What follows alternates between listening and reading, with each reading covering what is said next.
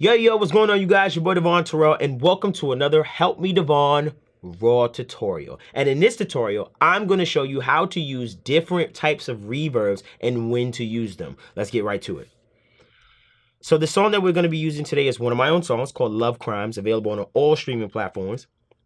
I'm going to play you this song, and it's basically just to show you what we've accomplished and what it sounds like. That's all I'm going to do for right now. So listen closely to the song.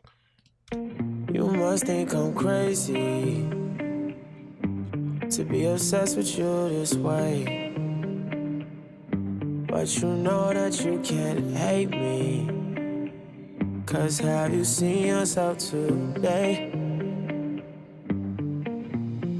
Oh girl, you're wearing that dress and you're killing that vibe. Even with your hair in a bun, girl, you still look fly. Even when you're tired, girl, you look alive. Okay, so basically what you're hearing is it's multiple reverbs. It's not just one reverb that is doing this job. There are a bunch of different reverbs that are doing this job, as well as there's some instruments that you'll hear later on in the chorus section that I'm using reverbs as well. Now, when I say reverbs, what reverbs am I pertaining to in general? I am specifically pertaining to 3 different types of reverbs that I primarily use. One is a plate verb, 2 is a chamber verb, and 3 is a hall verb. These to me are the more common verbs or reverbs that you'll be using in your mixes. Anything else I feel like is more stylistic or, a preference. But these are the 3 that I primarily use in all my mixes. Again, plate verb, chamber verb, and a hall verb. I'm going to take you through those 3. Let's get right to it. Okay. So let's move on over to my lead vocal. Let's start with a vocal instead of an instrument. Just start with that because I feel like your ears may be more familiar with vocals. I am going to play you this without the plate verb on it and with the plate verb on it. This is the first verb that I put on this vocal. It's a plate verb. I'm going to play it with it and without. I'm going to keep popping it back and forth so you get an idea. Listen to the space that the vocal is in. So without first. You must think I'm crazy to be obsessed with you this way, but you know that you can't hate me, 'cause have you seen yourself today? Okay, so if you listen to that close, huge difference. It feels like the vocal lives in a space, and when you add that to the music, it has a huge, huge difference, but you don't notice it basically off the very... It's very hard to notice within the music, but it's something that you can feel, if that makes any sense. I'll play it for you with the music so you can get an idea. So with and without, and I'll keep popping it back and forth. Without right now. You must think I'm crazy to be obsessed with you this way, but you know that you can't hate me, 'cause have you seen yourself today? So it's funny because with it, it feels more realistic. I believe the vocal a little more with it on. And that's because I'm giving the vocal a space. I'm putting it in a specific space that feels like it lives in with that music. And this is where picking your plate verb as far as which specific one works for your song comes into play. Now, what plate verb am I using? Now, obviously, we don't have a huge metal sheet that a plate verb actually is, because all a plate verb is it's a metal sheet that sound is being emitted onto that then you're miking to get that sound off of. We're not doing that. Guess what we're doing? We're using a plugin. You guessed it. So let's come on over to this plugin that I love to use for my plate verbs. I use the LXP Native Plate, the lexicon. And as you can see, I'm using a blue plate. This is just one of the many plates that's in here. I won't get too deep into all of these different types of plates, but I'll tell you this right now. When it comes to picking your plates, go through them. See which one fits best for your song. For my song, this plate, this blue plate 1, felt the best and it's set in the right place. Now, let's talk about settings for this plate verb. For the plate verb, my reverb time is very short, 0.7 of a second, and then for its pre-delay, I have it at 36 milliseconds. Now, when it comes to my plate verbs, I like them short, and the reason why is because that's what a plate verb is. It's a short delay. It's a very short delay. It doesn't resonate long with these huge tails. It's a very short delay. What are plate verbs good for? Plate verbs are probably one of the most universal verbs that are good for anything. You could put them on snares, they sound great. You could put them on guitars, they sound amazing. You could put them on vocals, they sound great. It's To me, it's the most basic of reverbs, and if you're not using these reverbs, you're losing it and you're bugging. It's a verb that adds such a dimension and depth and texture to anything that you're using that kind of beefs it up and gives it another feel. It almost feels like this doubling chorus effect that it gives your vocals without damaging at all. I highly recommend plate verbs. Let's move on over. So next thing we're going to show is I'm going to show you one of the verbs that you're probably commonly using all the time. And this is more of what I call a long verb or a Hall verb. Now, when you're looking for those big reverbs, a lot of people will go into the bag for the Hall verbs. And the Hall verbs are really good because they have long reverb times. So if you're looking for something that feels like it's ghostly or sitting back in the mix further, a long verb is what you would rather go for to accomplish that type of thing. It makes it feel like it's further back in your mix, and it also can add a lot of texture to it as well. So I'm going to play it for you with and without and give you an idea of what's going on. So let's play it solo with the vocal by itself. Listen close. You must think I'm crazy to be obsessed with you this way, but you know that you can't hate me, 'cause have you seen yourself today? Okay, now you heard that verb. Let me just check one thing right quick. Okay, so you heard that long verb. Now, the beautiful thing about the long verb that I'm using is this.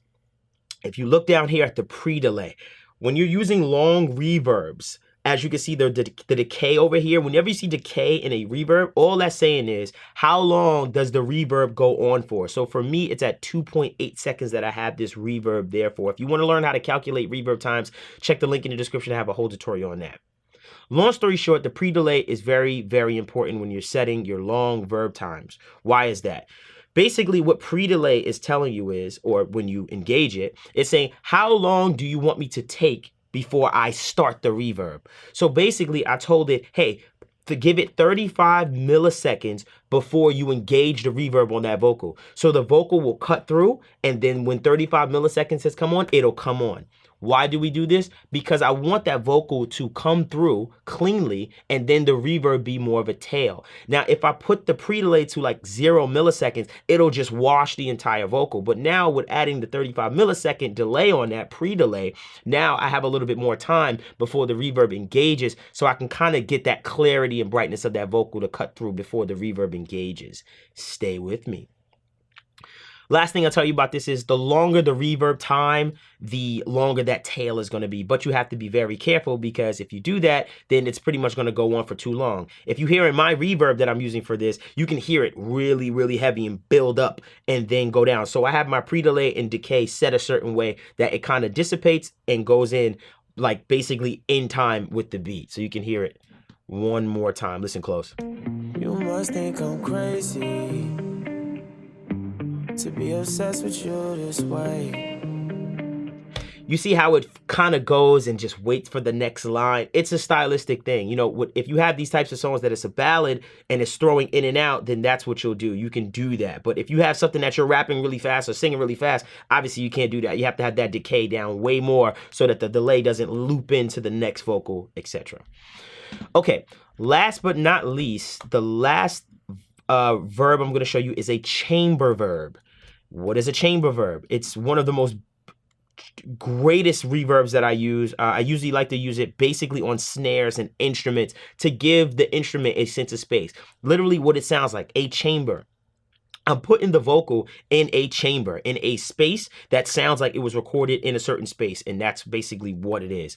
Give me one sec. I'm going to take you to that spot. My snare is right here. I'm going to take you over. Okay, great. So I have you right here. Now I'm going to take you over to my snare, which is right here. And you can see right here I have chamber engaged. So I'm going to solo the snare just to give you an idea of what it sounds like. So this is the snare by itself with the chamber verb engaged.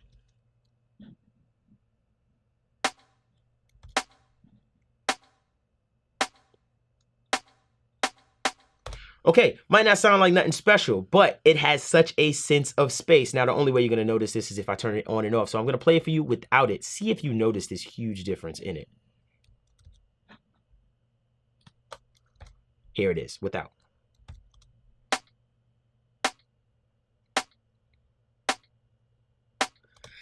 you listen to it and you feel like, where did the life go? It kind of just went away. With the chamber verb, it gave it some space. It felt like it just went like pow. Like it just gives it a sense of space. And that's what you're always trying to create. You're always trying to create this sense of space that makes the sound more realistic. I'll pop it in and out so you can hear the difference between the two. So with, out first, and then I'll keep popping it back and forth. Listen.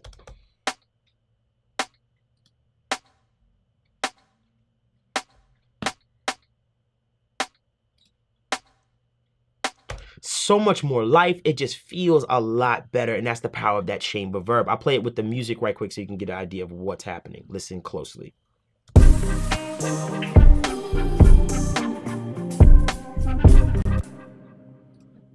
Sounds, I love how that chamber verb sounds. It sounds freaking great. Now let me show you the plugin that I'm actually using to create that chamber verb. So I'm using this very, very special plugin that I've actually been using as of recent. It's called the Abbey Chambers. Really, really dope plugin. This plugin has changed a lot for me. I'm not gonna lie to you. I even use it on vocals sometimes. So don't be afraid to use it on vocals, pads, whatever you want. Guitars, whatever. If you have a sound that you feel is kind of dry and needs some life, you can add this chamber verb to it and it sounds absolutely amazing. Okay, so let me solo this right quick. So this is our chamber verb right here. And long story short, the three basic things that I just know about this chamber verb that I like to do is either you're in chamber 2 right here, mirror, which you can see it's emulating a room full of mirrors, or stone, which is emulating a room full of stones. These are chambers. So this is the chamber 2 setting. Listen.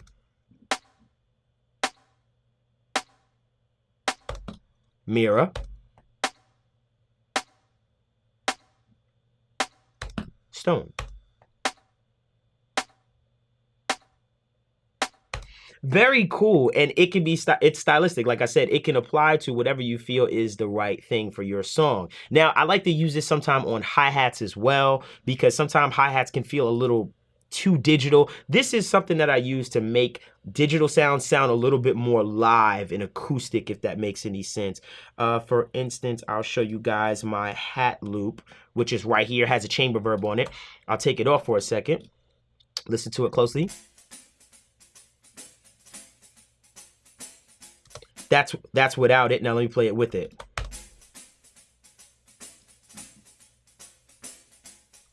Now I'm going to exaggerate the chamber verb just a bit so you can get an idea, a better idea what it sounds like. Exaggerate it.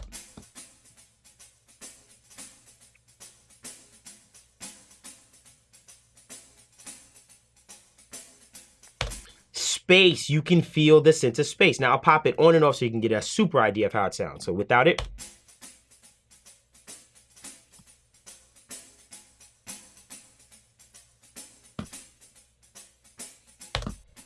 Super dope.